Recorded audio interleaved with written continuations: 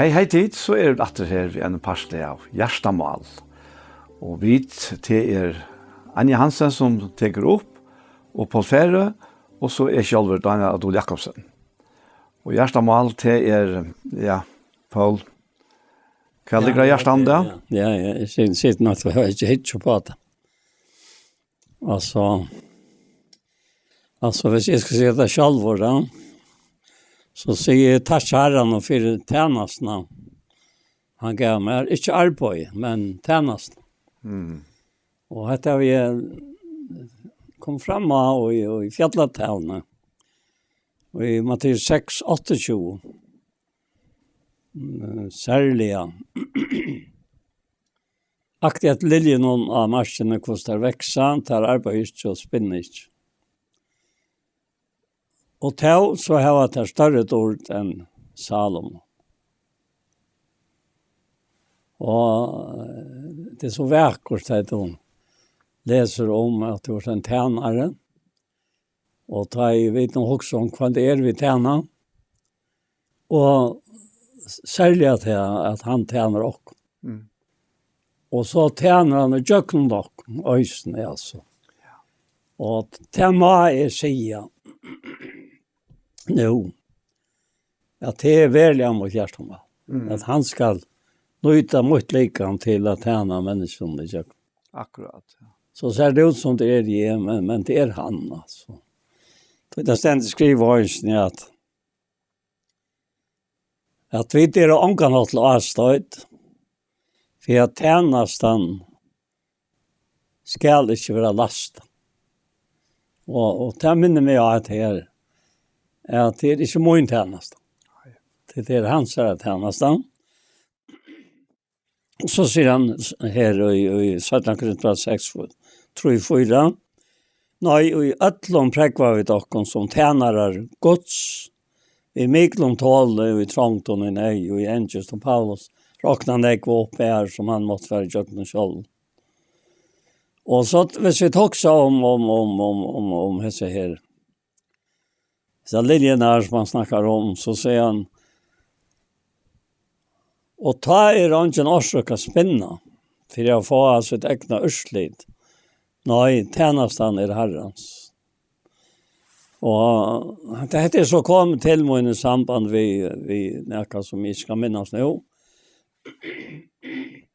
Men det kom i jøkkenen, jeg hentet parsten av fjallatallene, og så hese begge versene, glede i herren om styrken nu. Kjer verset og jokken, kiven til. Herren hun øyna, han nøyter til jo, just og til tilstandet, kjønskor gjørs til, altså til han nøyter til, ja.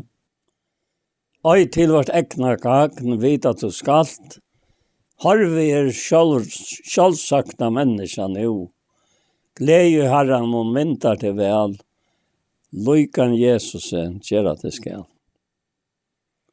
Og så sier han her om salmen, men jeg sier til henne, ikke selv salmen og i alle dårdsøyne, var klatter som øyn torra, altså liljene.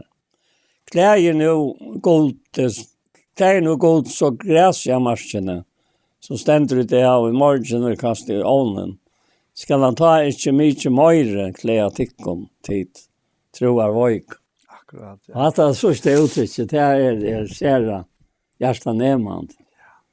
At han kan nøyta til troer vøyk. Ja. Ja. Det ikke den sterske tryggven, men vi skulle være sterke i herren, ja. Nettopp. Det måneder, da. Ja, og det måneder, da. Ja. Det ja. Måneder, da, har han veik at trygg, men sterske han herre. Ja, nettopp, ja. Det helt en standard, det vi tok sånt, ja. Ja, det Brikven som ber, og te, og Ja, nettopp. Ja.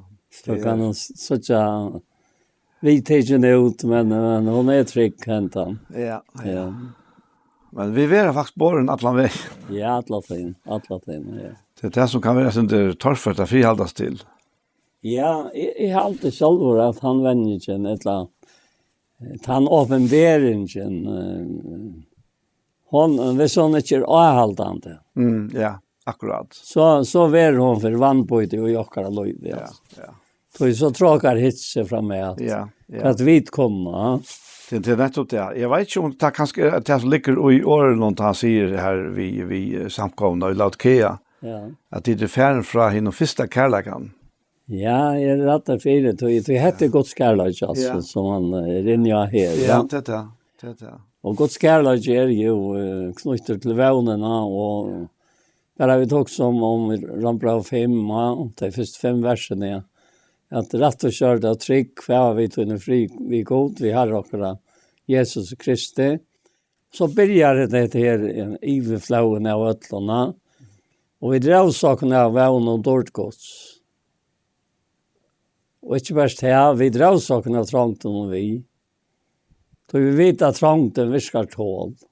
Tålet virker rent sinne, og et rent sinne virker vevn. Så kommer han til å lese her nye støvene. Og vevnen gjør ikke til skammar. Så kærlighet ikke godt uttalt til gjørs noe vi har i antallet som giver noe. Ja. Jeg var ikke med nevnt, vi har noen her, vi et gang til lese nøye som vi stand til. Det er en drøysen her. Det resten här, ja. Ja, vi gjør en vers i det 3 vers. Det är helt anstandande vers här som du citerar här. Ja, Till Rambra 5. ja, Ja. ja, en standard. Helt anstandande. Det är rätt vårdstört av trygg. Ja. Här var vi tog nu fri, vi god. Ja, Vi herra okkara Jesus Kristus. Och så kommer nästa vers här.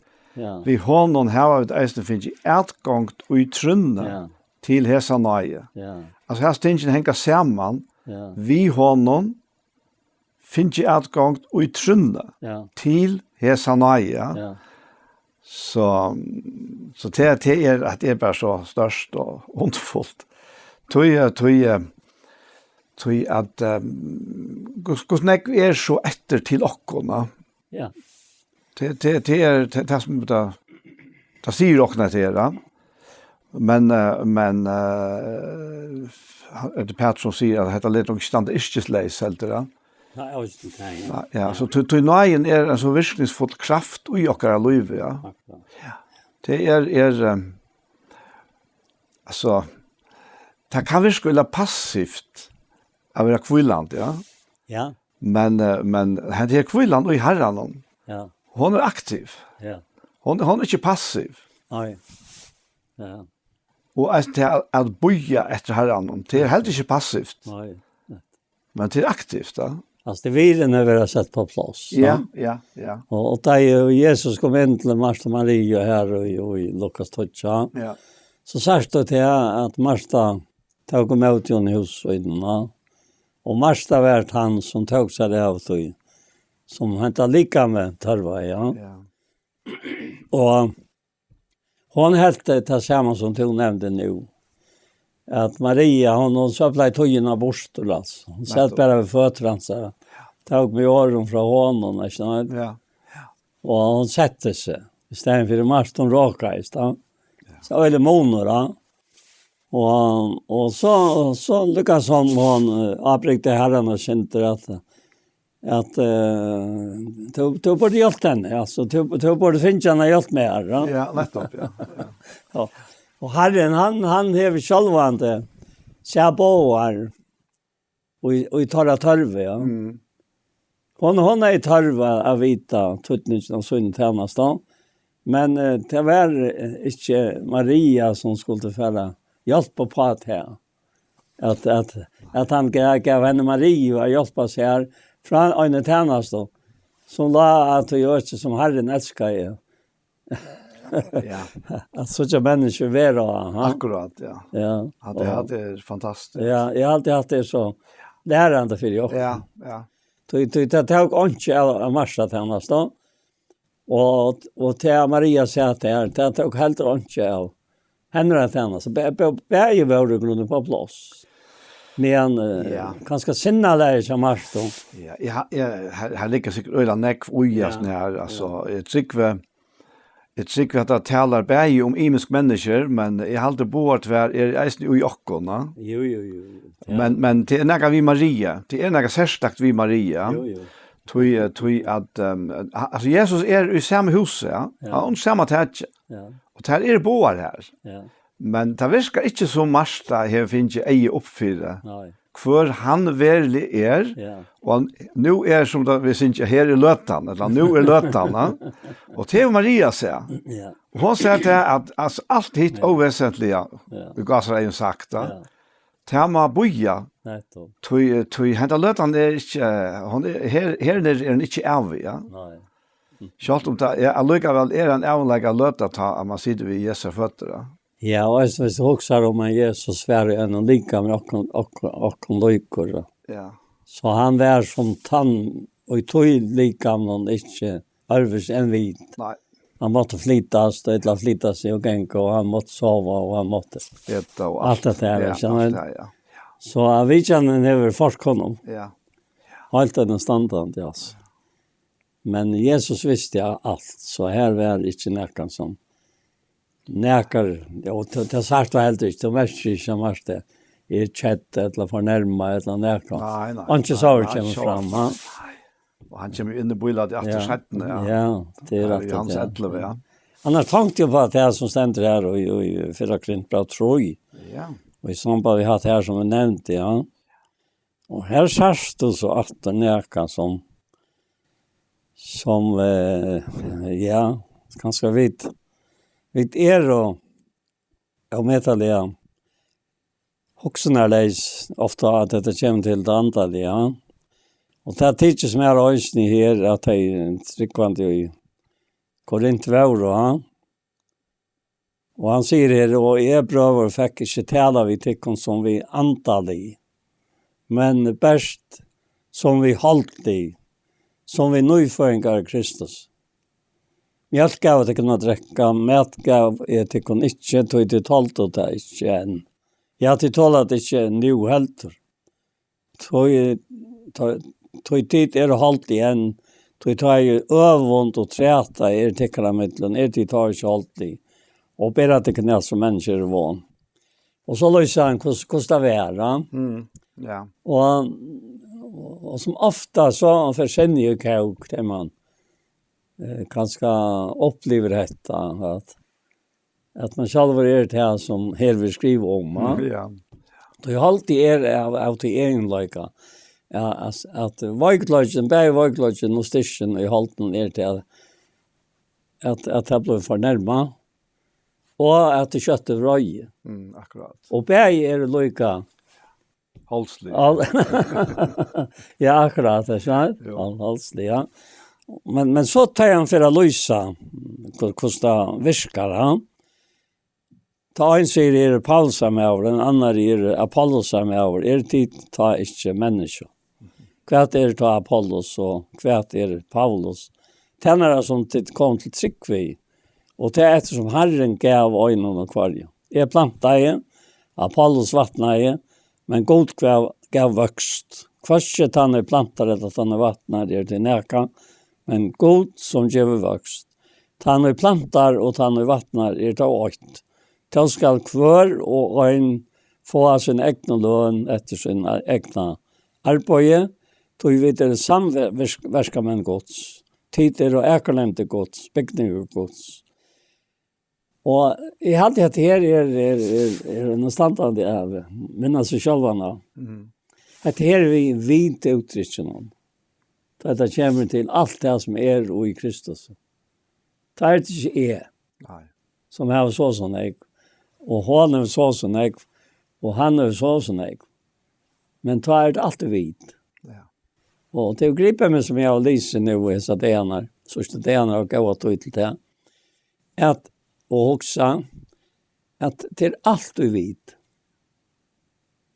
Och så märkligt tar jag kom så till jag tar jag skulle till ha sovit den sista natten.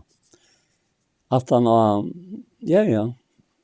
Och det är fruktansvärt då. Ja. Och detta var höstnatt. Da fikk jeg nettopp en oppgave her i en som struttest kom nok sitt la 4. Jeg tog som hon skilte ikke at det skulle være så løs. Og jeg har så mange heller ikke skilt det som hände med. Men jeg halte självor at det nok så nevnt nu at døme mittlen tar du fast motgångt for kryssarskuld, eller du fast motgångt for det som du kanskje helt være i halten. For jeg er egne dumheter, Ja, sånn det? Jo. Og jeg halte självor at Peter sier til at skulle din liv og liv for rettvisskuld, så det ikke alle. Ja. Det er ikke rødt eller nærkert her. Så når jeg har kjæren Kristus, vi gjør sånn tikkere, og vi er alltid til røyer at verja tikkum. For i øynene kvar som krever tikkum til råkska for trønna som øy tikkum ja. Og til, nu kom jeg inn at jeg som likmer det hjertet og jeg opptøkene her, som rarent over sent. Ja. Til dette her vi vit. Og til metallige hodtakende til vi lesa, at det gonger alltid fremst. Ja. Så det Jesus ber, så ber han færen om at han ber ikke bare for tøymon som tar var rundt om han, men han ber for tøymon som vi trygg, som vi åren tar skulle komme tryggva med. Nettopp, ja. At de skulle være øyt, og ikke bare at de er øyt.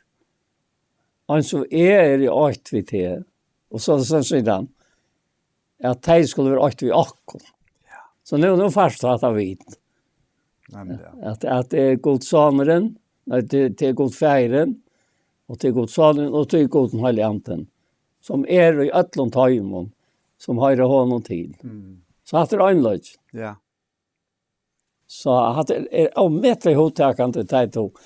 Knyter, kvar är bostad och gods i andan falt. Han är ojeson här skapningen. Og samtidig så han virken og i hver eneste lime. Tog høtte som Kristus.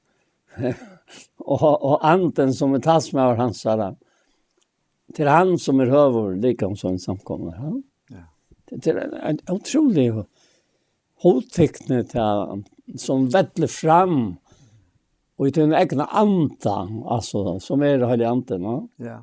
Det var jo noe annet anta. Altså, nej, det är så det. Ja, så. Jo. Ta hetta gånger uppfyrt här. Och särskilt att det då mest här kanske att ankor nu som ger arbete så gott att du räna stol alltså alluka väl så blir det för sorst att vara han som man i Kristus där. Och det skapte så här Hesa hoksanen här som vi också så fick nöje till att skriva och i samband med hesa uppgifterna och ofta så är uppgifter tajt och minst vantade och ofta är uppgifterna här som du själv har hoks om så står tojna till siktning är du fast fast nöje till at grøyna etter vi de som tarva samme hjelp som to tarva i fraran. Og det stender også i 17. Korintbrevet 8. Og her det første versen at han øyte feir miskunnar og god aldri trøsta. Han som trøstar okkom i allar trångt okkara. Fyrir vi skulle kunne trøsta det som i hjertens trångt. Vi trøsten som vi selv vil ha trøsta vi er god til. Nettopp, ja. Alltså att det 3-4 dessa versen här. Ja. Alltså det är så vackert att du läste och tog helt nej inte alltså det vad kan det ha. Så tog ju kvarstan som plantar och vattnar det till närka. Men det tog och inte sig själv. Och det tog Kristus släpper att ha iver och i likam och nu händer närka likam så då angativt hänt för kanske då vill vara vi att sekningen flyter fra honom i andan. Och jag kan lika med som han nöjter. Ja. Alltså ett limen kan man säga. Han säger ju här vittar här i hans 15 om vintra i grejna. Utan mer kunde det inte göra. Nej. Ja, det är otroligt. Ja.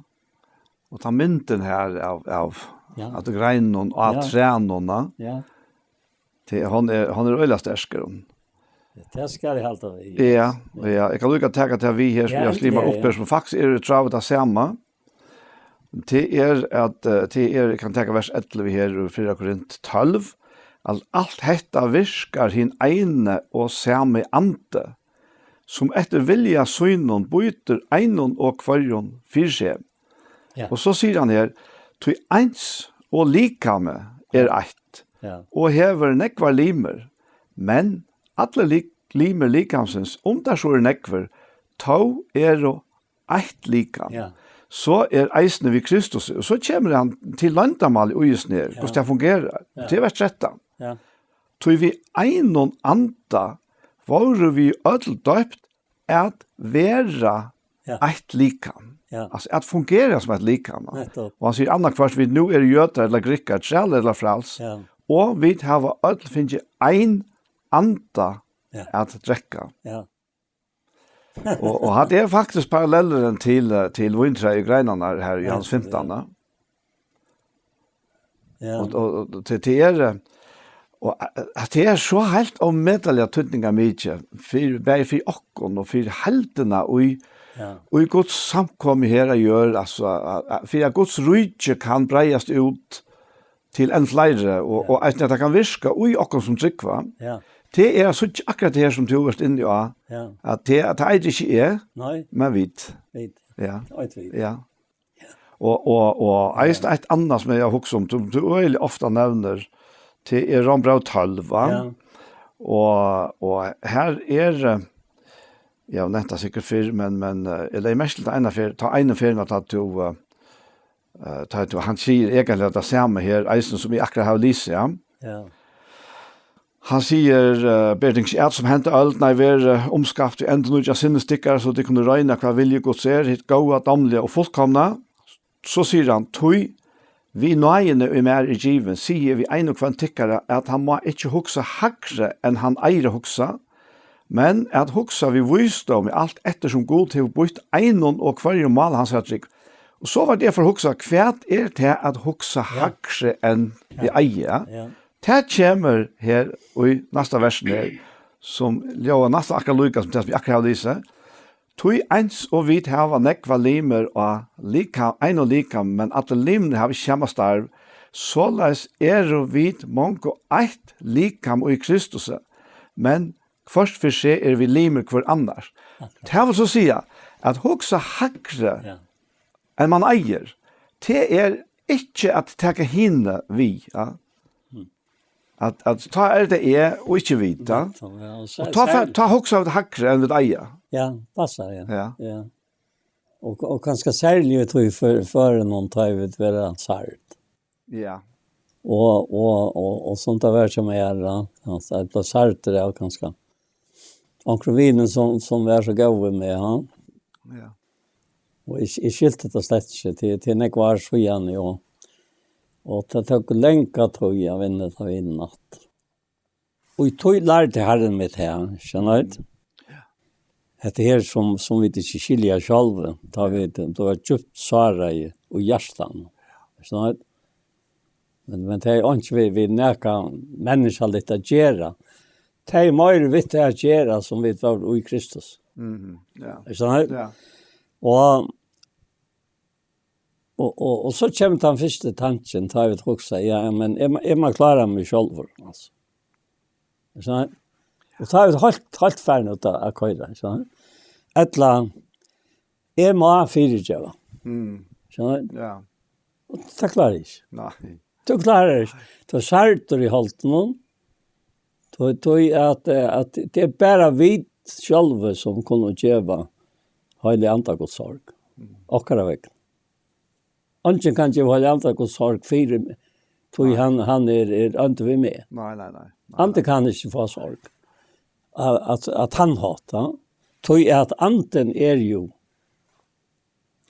Han är så rener faktiskt. Ja, akkurat. Han är god. Ja, han är god då. Och så var ofta så här. Nej. Det är så ringt för mig att fira. Och det. rannsakande spårningar har ringt. Det är så ringt nu att läsa via. Men nu koncentrerar det sig allt om mig. Så, Ja. och till han inte utöver alltså han tar vid. Nej. Ja. Och jag har sett det själv vid mig att ta ett händer så förhållet till verska och byta där in. Ja, börja nu. Det här måste du klara. Och så fast du spekla för lärska det in och själv att du som vi. Här du helter till att du är rätt. Akkurat. Så du helter till att du är bättre rätt och du helter till att god för att göra det rätt. Ja. Men hur ska han till? Han kan det inte. Nej. Så nu är det så som han står här i 3 kapitel i 4 Korinthierbrevet. Nu är det hållet. Ja. Nu är det inte Kristus och mer. Ja? Ta det bort sunt då. Ja. Ta Kristus bort sunt faktiskt. Ja, så kallar han det en annan sted. Han spyr om Kristus på Ja, sunt. det är inte han spyr det. Jo, jag tar en säger detta. Ja. Att det finns akkurat passar det. Här han säger att det uttryck. Ja. Han spyr om han är på sunt. Han är inte på sunt. Han är inte på sunt. Du kanst ikke gjøre at han øynløygan til ånds. Nej. Han har tidsi te inn i øynløygan. Vi har andan. Ja. Det er kærlighet godt ser uttalt til just noe. Vi har andan som giver noe. Ja. Så det er ikke noe som vi får gjøre noe vi. Nå er det forseklet. Anden er jo, Ja. hva kallar han andan? Det er jo innsikler, ja. Inte ändlös för det. Ja. Och han panter den nästan, ja. Han panter om arven som då ju då ett levande så. Så det här är näka som kände mig på en att det är otroligt gott. Akkurat ja, näka ut i dessa nattarna och det är ganska gör det också till att jag fick ut så lite svavn och så försäljning, men det är ju en tutning, ja. Och så kan vi herre med nej till att skriva att Jesus stod till fra hållliga mot honom. Så är du inte här möjra. Och så kan du heller inte vara sartor av hem. Tror jag att Nej, inte det. ja, kvar är du? En dag person vi sartor. Ja, alltså ja, det är nästan det. Så är helt inte som må klara med eller är må klara att fysiskt. Jag klarar inte fysiskt. Alltså du klarar inte fysiskt vi håll. Nej, det är omöjligt. Så det är gott svärska fysiskt. Ja. Det är ja, vi känner ju från fejvara. Ja. A fyrtjev och synder okkara så som vita, eisne fyrtjevaron. Men verlegt er jo han om til bønna at Jesus han talar vitt her og teg under lovene. Det er framvis under lovene, ja. Men han så kommer inn ut av nudja sattmalene, som han sier vi lærersvennerne, at jeg får ikke sagt det kun alt nå. Nei, nettopp. Det blir ikke til, ta blev det arvus, ja. Ta blev det til det som han sier her, og Paulus sier i Efesos 4, og hva hever han derfra? Han hever derfra til samme herre, som lærte følge bønna feivare. Og her er det nemlig inne her, det som du citerer, Johanna, gjør ikke hele andre god sorg, honom som det innsikler vi til endeløsninger der igjen, og så sier han alle barskleidje, alt ilsene, alle vreie, alle genker, og alle hoan være lengt fra tikk og somleis alle ønskaper, være ut hans det, altså i stedet for det, gå kvart vi anna, miskunn som, og så sier han, så tid fire djeva kvart øron, eins og god hever fire djev tikkun, og i Kristus, ja. Ja, nu er det ut og nødja skapning. Nu er det, ja, ut og nødja skapning, og ut og nødja sattmalan. Ja, nu er det, ja. Så til helt tøyelet, at vi må først mottaka hans er firedjeving. Arren vi klarer er firedjeva nok nøyre. Så hvis vi ikke klarer det 8, så er det jo okkara versk, og det ganger ikke. Men det är nog så intressant att det först jag en sån process. Då i mån för här hjälpt Rombrev 8. Ja. Ja. Ja. Ta jag läser Rombrev 8. Ta jag läser Rombrev 8. Så är det allt en sammanhang och lovlösens anta säger han att han Ja. så när inte fördömer för det som Kristi Jesus är det. Toi lovlösens anta. Hevor och i Kristi Jesus last okkom fra. Ja. Eller tikkom. Och Ja, det nörda vita så här. Ja. Ja, från lov center några dagar. Och det som så loven inte var med som du nämnde nu. Det gör ju gott. Och så kan du läsa vad är visst det där. Ja. Han säger för att det som loven kraut skulle vara fullgjort i okkon Ja. som inte liva efter halten Ja. men efter andan. Det vill så säga att god tar inte halt. Nej. Han accepterar det Nej, inte. kan det inte. Men efter andan då. Tror det som efter halten är tro efter det som halten är, men det som efter andan är troa efter sin andalige. Ja. Han säger ju snällt. Nu är det så att det som i halt ner kunde inte stampa man skott. Akkurat. Alltså så det är näck så uttryck så. Ja. Så vi är inne i att få in någon sojon. Här Anna är korrupt. Och hit är som du nämnde Janne. Det är rätt förstörst. Alltså. Och till lov. Och till lov och till dig. Så att sen lönsen där är dig. Men nej gav Gud så det av till Kristi Jesu Herre. Ja. Så att skilja mitten personerna. Det är alltså är så det lustigt alltså inte det att inte för frälster alltså eller missa frälserna men hvis jag ska leva här som ett vittne för Herren så må Herren vara att han själv som viskar i mig. Ja. Bäja vilja till godet han som viskar i det kom. Bäja vilja och viska till goda vilja så in. Det är Filippbrevet 8:13 2:13. Det här är inte alltså i munnen för ja, jag kan svara sig i munnen för det och akara för. Är inte någon annan väv. Så finner han inte. Nej, det är inte annan väv. Och det är efter här vi Maria. Ja. Tror att Jesus säger att Maria har valt hin goda lot. Ja. Eller hin goda loten. Och han skal inte vara fra henne tidsarna. Ja. Och han säger att vi marste som illneidast in av systrarna. Ja. Sverre tja Jesus in av marste sa illneidast. Ja. Det är av vissa av sig självan faktiskt. Ja. Han går lotren tja Marie. Hvor är han? Det är Kristus. Jo, det är Kristus själv. Ja, och så. Det är också en Rombrev 8. Ja. Så Kristus sin upprustning är lovmot. Och äger lika mot. Ja. Han. Och så kommer vi till att här som är misskajs i Rombrev 8. Men vana vi till som vi inte så. Så börjar vi tala efter tog. Och så säger han, så kommer oss när anten vajklag akkurat till hjälpar. Och nu kommer han åter in att det här vet det här. Vi vet, alltså nu är det åter in i hållt någon.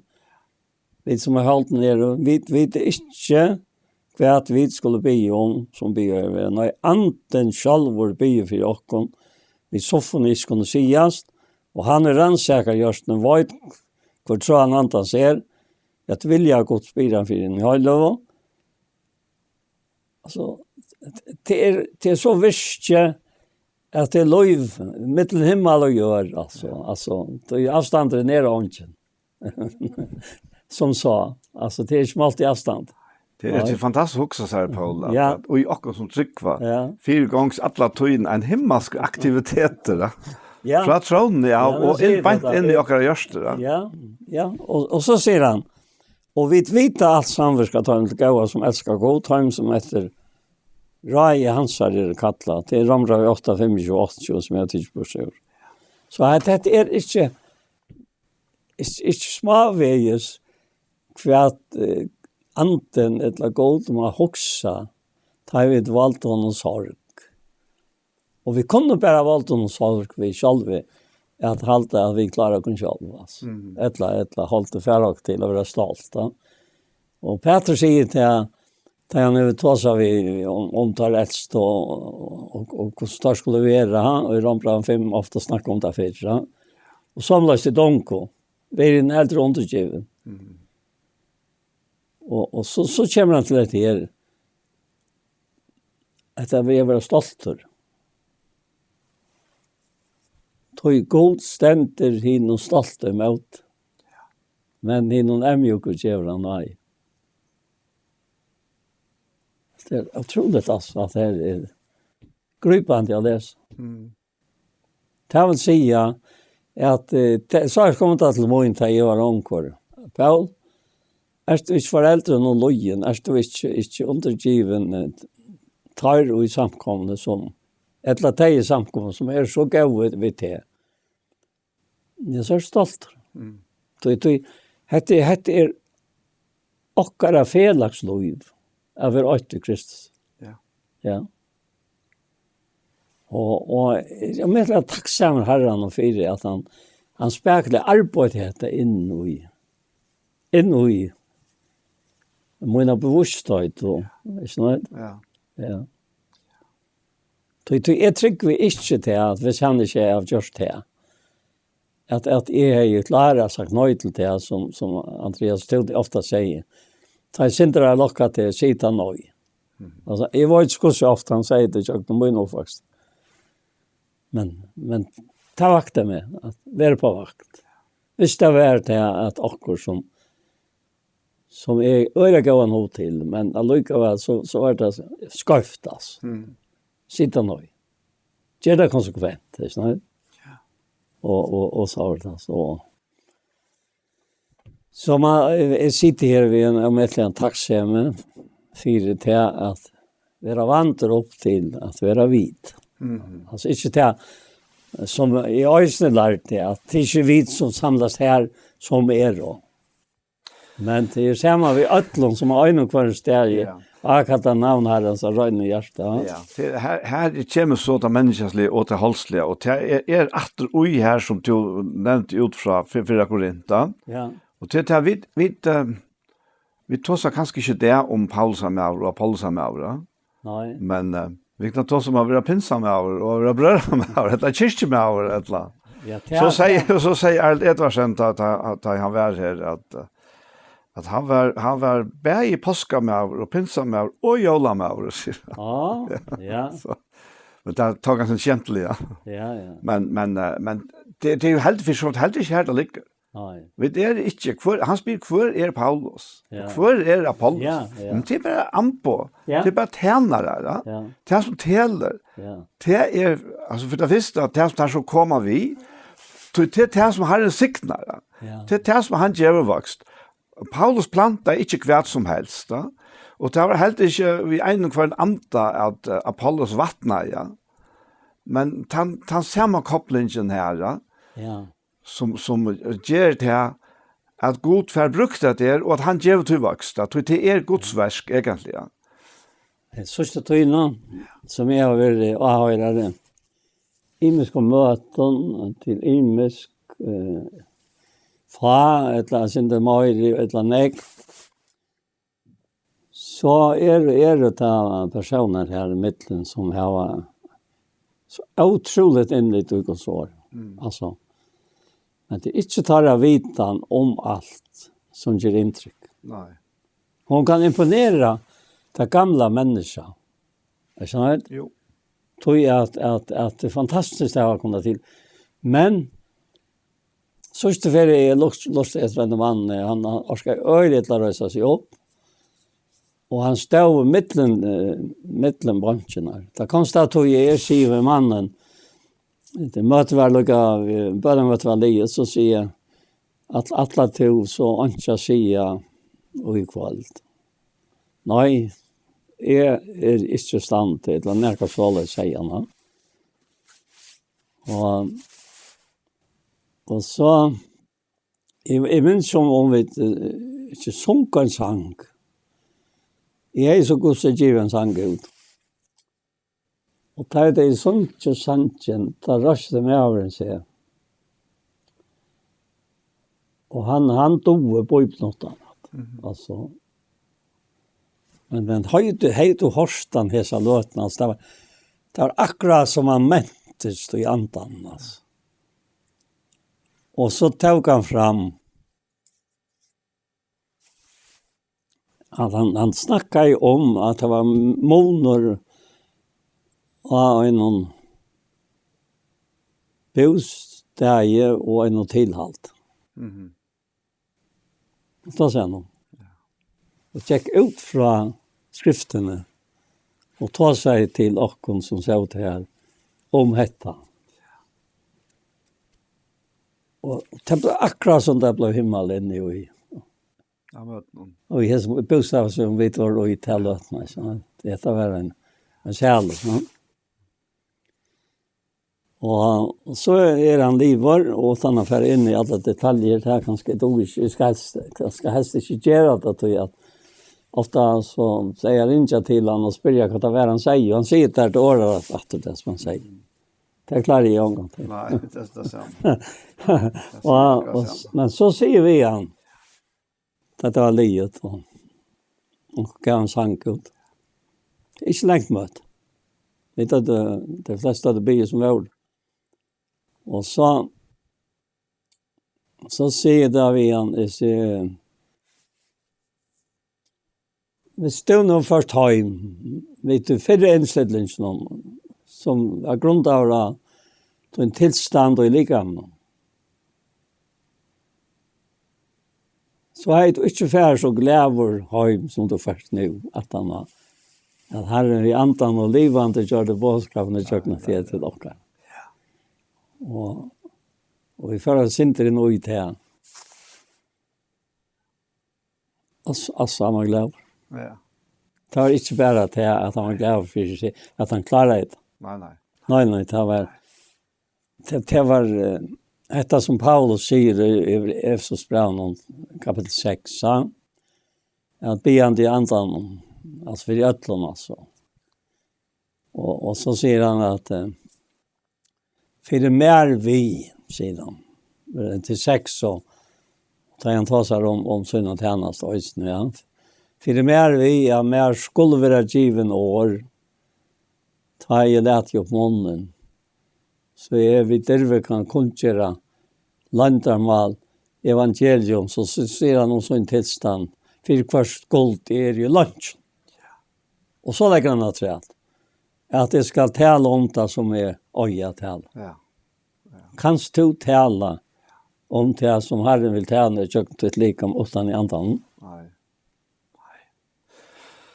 Nej, det blir i bästa fall bara en viss nökt av information, Ja.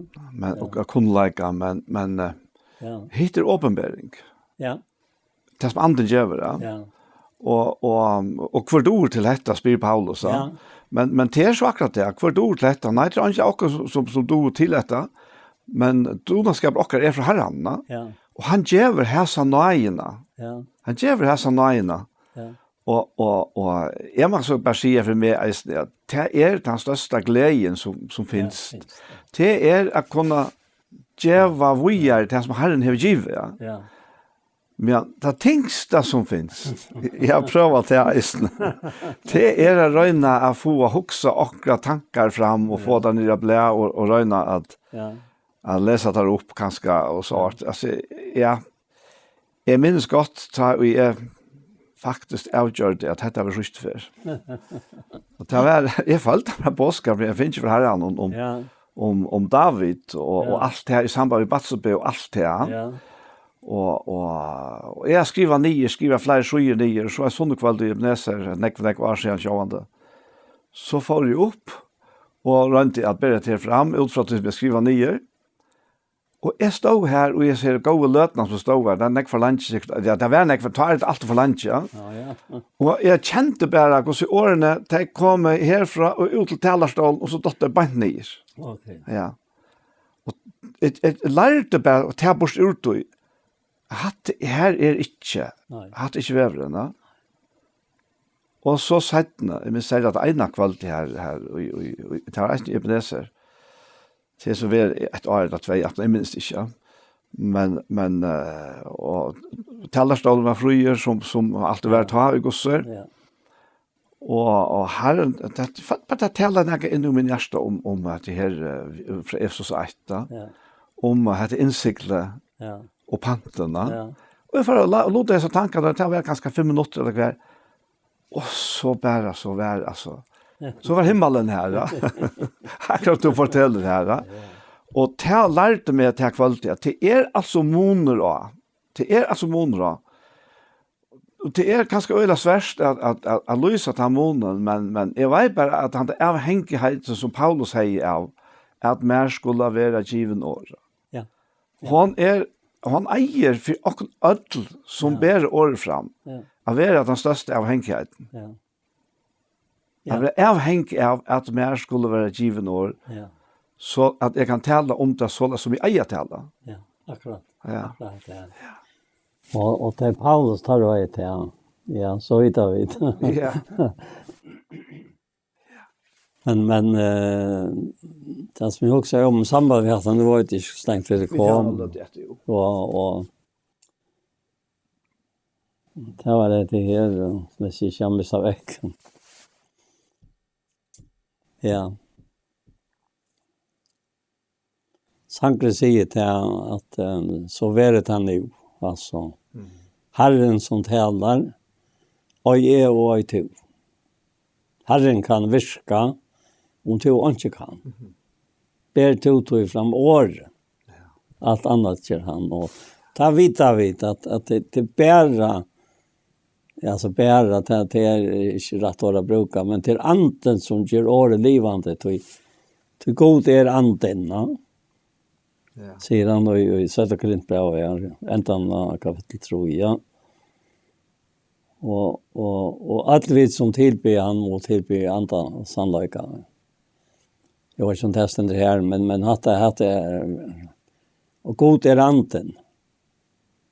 Och vi vet att det är god är en ande. Nej. Och vi vet också att det är en ande. Men vi är i andan. Det vill säga vi är i god det, så.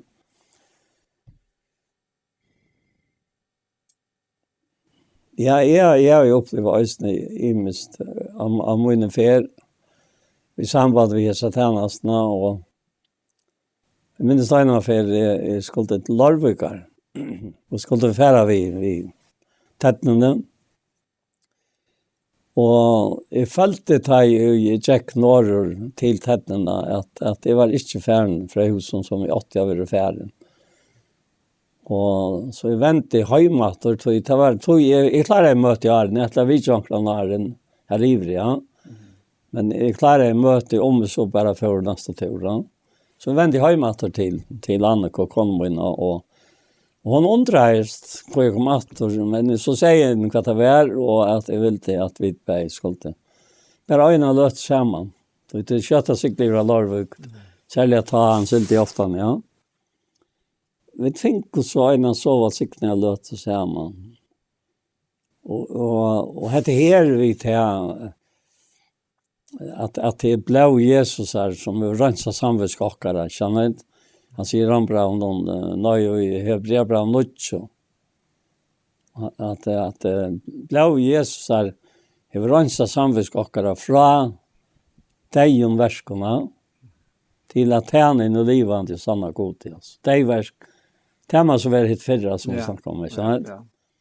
Och det fallde gott att det var de verk som du först vi du släpps av i huxan när du häver om till självan och i samband med att du först inte från husen som du åt.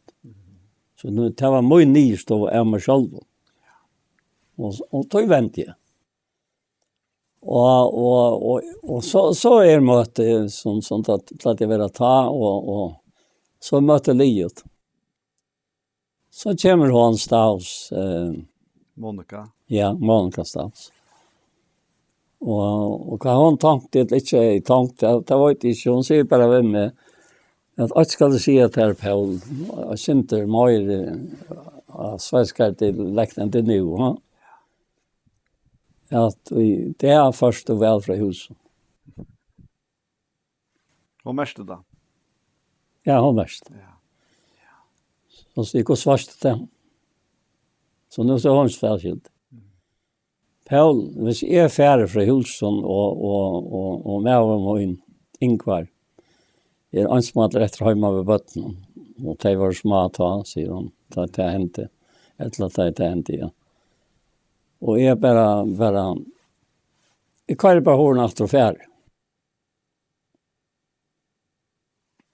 Det så spelande om vi när lin. Och ska ta där alla finaste tonerna som vi öjer och då skulle det brer på en sällan något. Det lärde det. Anten är väck så. Jag kan spela. Men Louis är väck och det som är spelande. Akkurat, ja. Ja. Hade räckat ja. Är det så? Jo. Hade räckat ja. De men öland om vinner Jakob räkva. Ja. Han säger att han arbetade vid stall, ja. Ja. Att han var i det rätta tillståndet som oftast var, så var det som smörarbete vi, ja. Ja. Men han hade ett eller annat som luktade som ett så alltså utståndet vid ankran. Ja. Det var inte få oss vi. Han var bara lägga fra sig. Men jag huxar här, ja. Nu ständer det här. Jag huxar om att det värsta för Petra tror jag, ja. Og hette her, nu anvender jeg det på knøtla, somleis tid menn, livet vidtja sammen vi konontikkere. Ja. Og så sier han, 4 bønner tikkere skulle ikke være hindret. Ja. Og hadde akkurat samme tanken ute, til at fellesskaperen, mittelen okken som i sisten og i herren, og annars i hele tiden vi er mennesker som såleis, ja. At det må ikke være sånn at okkara tjeneste og okkara bønner vil hindre jer til at vi faktisk hokser hakre med deg, ja. Og ikke råkner vi hinnom. Vi satt ikke stå her. Ja. At vi så vidt alltid. Det akkurat det. Ja. Det akkurat det. Ja. Nei. Altså, at det har så utrolig eimar en vis för att göra inne i okkon, alltså skapningen och så Kristus som limener här som skapningen. Ja. Det lika med alla fram av hjälpaslöse eller styrke eller allt möjligt han tog att så han säger inte att lojer en limer så lojer alla limer vi och en lika med ja. Det och det så akkurat det som händer. Att ta en limer vi har vi ganska ofta linter till och det säkert eisen att det här fysiska alltså det är onkel sjuk eller ett eller annat gör det. Det synas här men ta en limer som vanliga aktiv i tjänste på en eller annan mat och ta video eller det video att det är något som äger men det video att det kan naturligt bara uppgåvor imskar. Men ta så en limer som vanliga funktion. Av en eller grund det blir en basker. Ja. La bitter, ja. Och så träcker sig, ja. Ja, men så han eller hon en blockada för att signature så vanliga flyter. Ja. Inte kommer ut till resten och tablet en lojing 4. Hinne, ja. Jag tycker att det ligger öland och uttog alltså att lojer en limer så att han inte färtant. Ja. Och vi är en höjra så gläds att och berg är utsatt för vannpojt. Ja. Kanske vi det skjuter jag loja i ögonen som lojer näck va. En att glädjas med ögonen som kanske är fackna över det va. Ja. Glädjas då. Ja. Alltså det alltså halt det är snart nu. Alltså lever det andan så fullföldigt inte halsen. Jag vet inte det senast att lära inte några sändning men det är bara en uppskrift. Ja. Och på hvis man kan bruka att det värsta uttrycket på succé ut i andra löven eller hvis vi ska bruka det webska uttrycket så är det ett avväxtra rukt löva. Ja. Och det är att leva efter andan. Och att leva samman vid andan. Att låta han vara att han som han är och Jesus är där tjåkon och ojåkon. Han är som Jesus. Han är faktiskt Jesus och Jakob. Ja, och likam. Och likam. Ja. Och för kanske ända vi nettopp här som och inte för in den kan de möjla. Nej. Så kos var Jesus. bara man sätter sig stillan nyer och man kan läsa eller man kan huxa om hur Sverige är. Var näkar som han? Nej. Han var en döme. Han var ett inte. Han ville blott leire. Ja, han ville alltså ända mal vara få flöjde av sig här. Ja. Ett hur man ska säga, så. Ja, att han kunde vara oi flere av okkom. Ja, och okkom vi öllum gott om som man är. Ja. Då säger han till tikkum til gagna det för bort. Ja. Så grunden är gott om den oj lika mot så att han som sig kvar Jesus. Ja. Och tog för mer och så snävt av det så huxa om att det är så förnämor att är så succe att det är den allra största luckolöven och till själan som Herren vill ha ska vara min lotor. Det är självsamt vi måste rönt av tog er att ta till allra bäst. Det har du glömt själv, va? Och du överhörs att virusmäta och i kvann mån till att virka. Det är inte 1000 liv. Alltså, det gamla. Det är så sälla löter att du ångte spyr vad hände. Men det är att god har kontroll. Ja? Han har kontroll av alla höjmen. Han har kontroll av rolökan som är gör i det.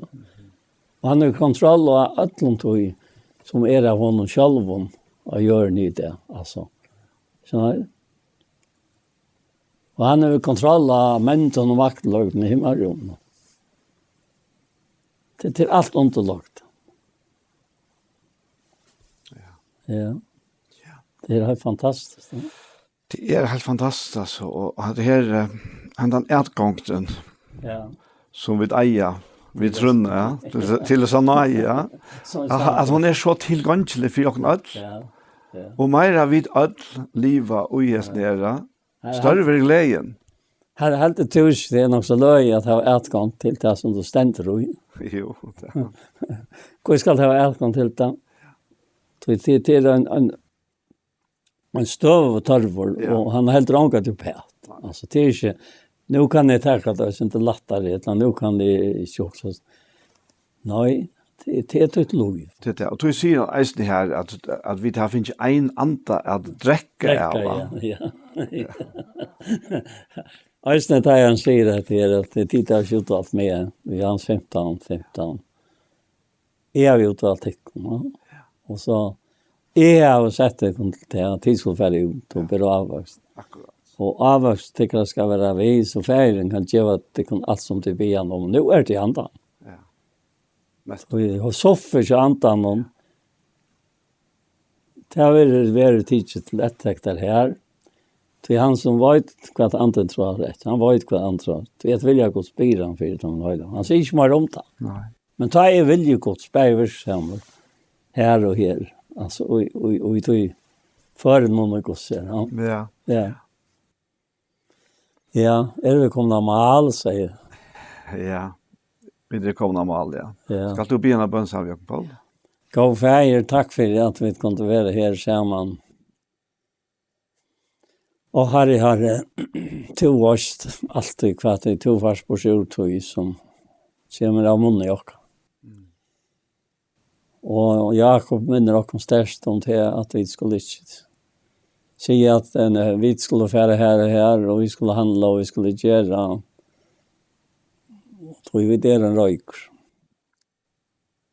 Som sastutla, og en har stått av tog, og så han vekk. Hans det skulle sagt om Herren vil, eller god vil, og vi tar helsene. Så skulle vi ta og ta. Og her er hentan tildragningen, hon kommer til oss, vi så innelig en menneskelig en år, men samtidig vi en vekt som er fra her. Og et heilagt innskje ligger inne i oss, her anden vil, og i ødlom. Løy oss i ødlans handlag. Det var hans oppgave. Da det sendt igjen. Sant for heimen og sint. Akkon og rattvise. Og så løy akkon inn i Atlansandag. Som trygg var til. Så sikna til akkon framvis. Vi lägger alltid tog in och hand och vi kommer bara göra det här till att vi vet att vi är vidare tryck. Ta i to styrer öll i Jesu navn. Amen. Amen. Så la oss gå tid, så var vi kommet til enden. Vi heser her sendingene Gjerstamål. Og vi Anja Hansen, som tek seg av de tekniske opptøkene, og så Paul Ferre, og så selv Daniel Adol Jakobsen. Parstene som har vært undan heser sendingene kunne suttjast av YouTube-kanalene til Iktus Sjånvarsp. Og annars det best etter å si tusen takk for Jesus for.